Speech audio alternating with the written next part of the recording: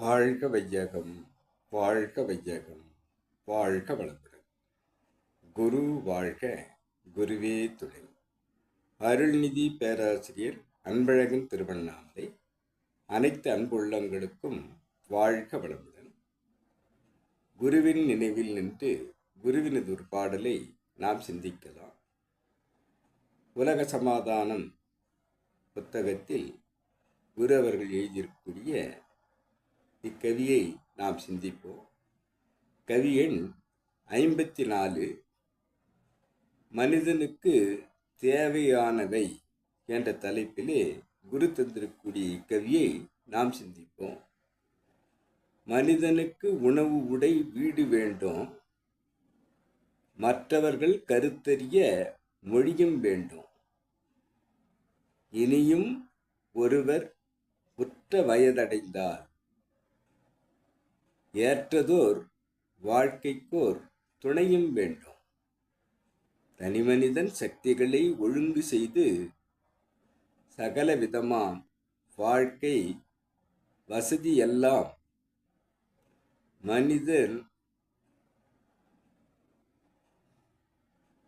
மனித முறையில் பகிர்ந்து துய்த்து வாழ பொதுவான கூட்டாட்சி முறையும் வேண்டும். வாழ்க வளமுடன். குரு அவர்கள் மனிதனுக்கு தேவையானவை என்ன என்பதை தெரிவிப்பதாக இப்பாடலை நமக்கு தந்திருக்கிறார். மனிதனுக்கு உண்ண உணவு, உடுக்க உடை, இருக்க வீடு இவை அவசியம்தான் என்பதை கூறி, மற்றவர்கள் கருத்தை நாம் தெரிந்து அவர்களுக்கு பதிலளிக்க மொழியும் வேண்டும். ஒருவர் நம்மிடம் ஒரு மொழியை பேசுகிறார் என்று சொன்னால், அந்த மொழியை நாம் தெரிந்து பேசும்போது மிகவும் மகிழ்ச்சி அடைவதாக அது இருக்கிறது. இனியும் ஒருவர் உற்ற வயதடைந்தார்.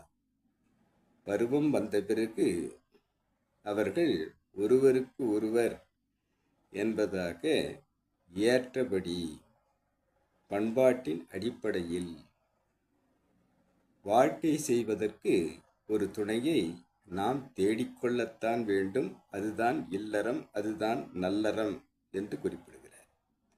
தனிமனிதன் சக்திகளை ஒழுங்கு செய்து, தனிமனிதனுடைய ஆற்றல் அளப்பரியதாக இருக்கிறது. அந்த ஆற்றலை ஒழுங்கு செய்து என்று கூறுகிறார். ஒழுங்கு செய்து என்று சொன்னால், தனக்கோ பிறருக்கோ தற்காலத்திலோ பிற்காலத்திலோ உடலுக்கோ உடல் உணர்வுக்கோ துன்பம் தராத வகையில் அவைகளை, அந்த சக்திகளை பயன்படுத்த வேண்டும் என்பதை குறிப்பிடுகிறார். சகலவிதமான வாழ்க்கை வசதிகள் எல்லாம், சகலவிதமான வாழ்க்கை வசதிகள் எல்லாம்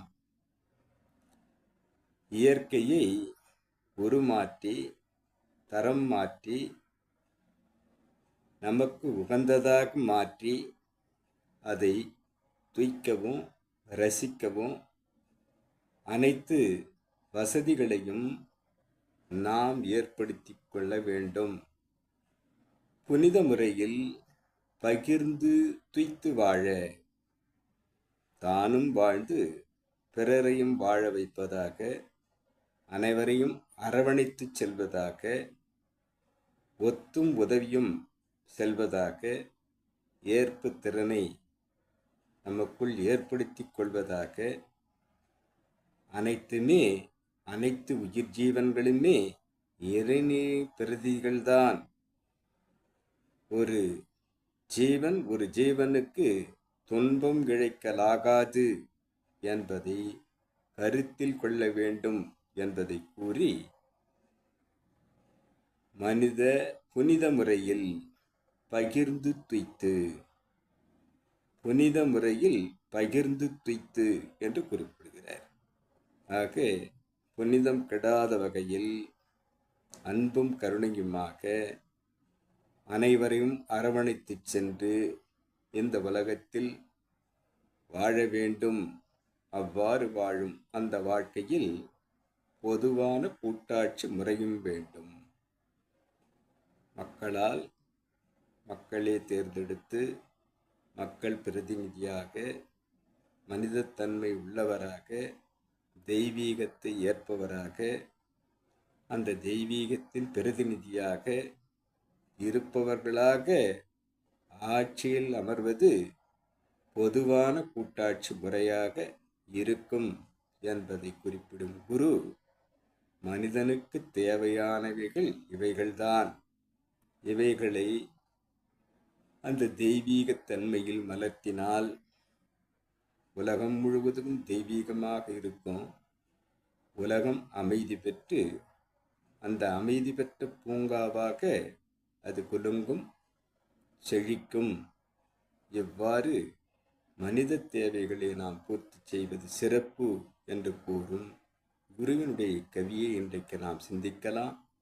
கவி கொடுத்த குருவுக்கும் இந்த விளக்கத்தை என்னுள் ஏற்படுத்திய இறைநிலைக்கும் இதுகாரும் செய்மடுத்த அனைத்து அன்பு உள்ளங்களுக்கும் நன்றி, நன்றி, நன்றி.